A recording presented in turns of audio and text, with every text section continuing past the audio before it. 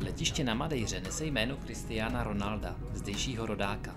Patří mezi nejobtížnější letiště pro přistání a létat na něj smí jen piloti speciálně vyškolení. Po nehodě v roce 1977, kdy přistávající letadlo nedobrzdilo na krátké runway a zřítilo se ze srázu, byla runway o kilometr prodloužena. Kvůli horskému terénu stojí runway na betonových pilířích nad mořem. První okamžiky pobytu na Madeiře patřily obdivování chlouby Cristiana Ronalda. Ten do svého muzea umístil medaile, poháry a zlaté míče a kopačky, které za svou bohatou kariéru vyhrál. Ve Funchalu se narodil v roce 1985, s profesionálním fotbalem ale začínal v lisabonském klubu Sporting. Za vstup do muzea si Cristiano bere pouhých 5 eur na osobu.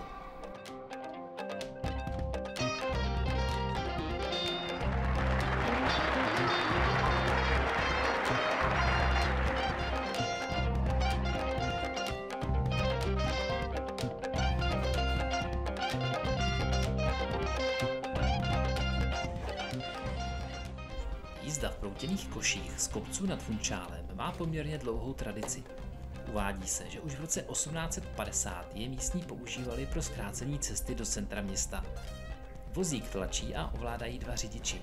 Brzdí pomocí bot se speciální gumovou podrážkou a vozík jsou schopni rozpohybovat rychlostí až 40 km za hodinu. Trasa je dlouhá 2 km a svezení vyjde na 35 eur.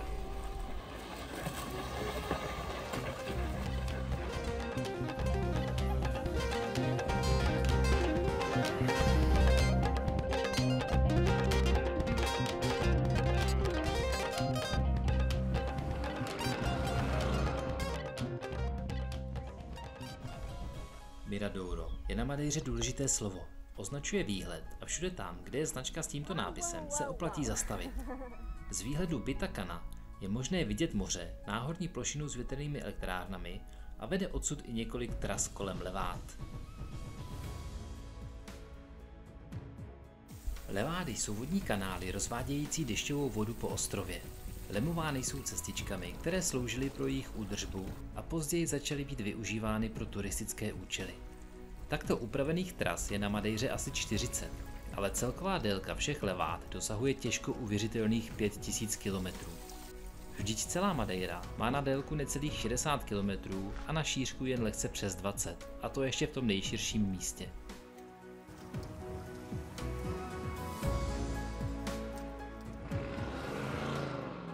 Toto je možná nejfotografovanější místo na Madeiře.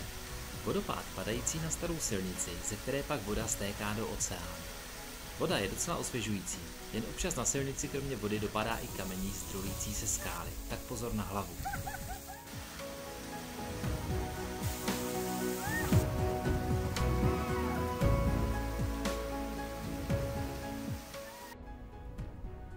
Takhle vypadá realita v porovnání s instagramovou romantikou.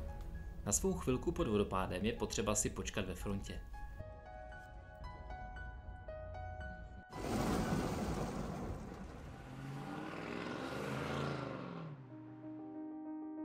Mezi nejkrásnější levády na Madeiře patří leváda Caldeiro Verde, leváda 25 pramenů, anebo leváda do Risco, po které právě teď kráčíme.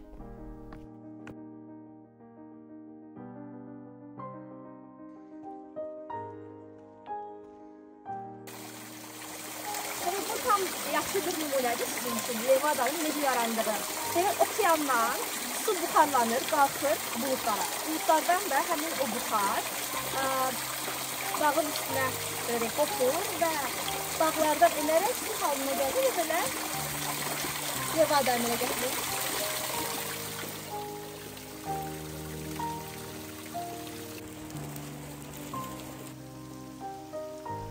Některé levády vedou i dlouhými tunely. Baterka nebo čelovka tam určitě přijde vhod. Stejně taky kvalitní nepromokavá bunda.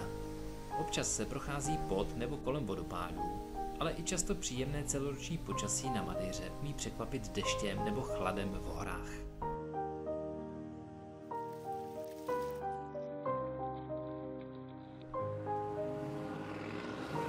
Dalším místem, které je vhodné zařadit na program, je Fanal.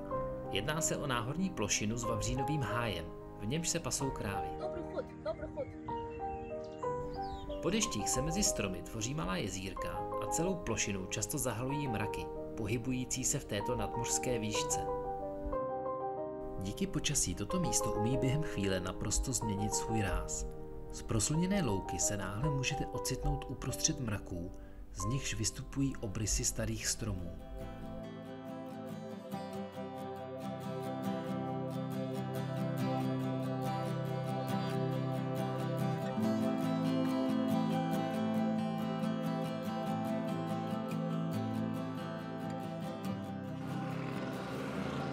Cestou do obce Porto Moniz, kam se jedeme vykoupat do přírodních bazénků s mořskou vodou, se ještě zastavíme na několika zajímavých místech.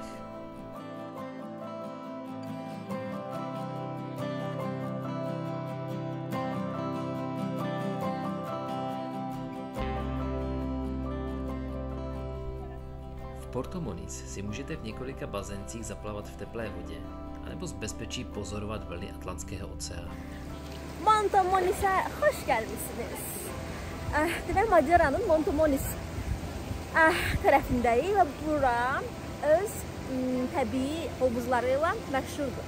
Yəni məsələn, bu daşı heç kəs bura dikməyib. Bu sadəcə olaraq təbii hovuzlu Atlantik Okeanın suyu ilə bərabər. Yəni böyle.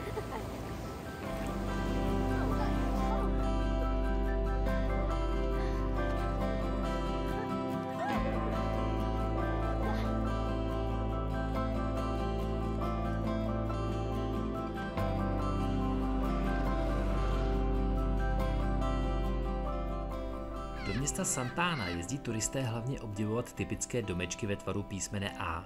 V Santáně a okolí je jich k vidění několik desítek.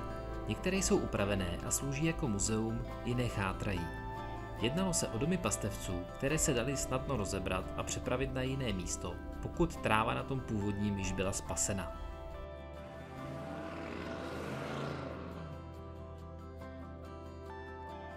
Pico Ruivo je s 1862 metry nejvyšší horou Madeiry a třetí nejvyšší horou Portugalska.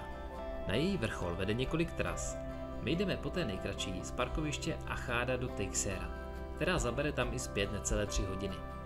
Nejkrásnější trasa je ale prý pohřebení z Pico de Areiro, která ale tam i zpět zabere přes 7 hodin.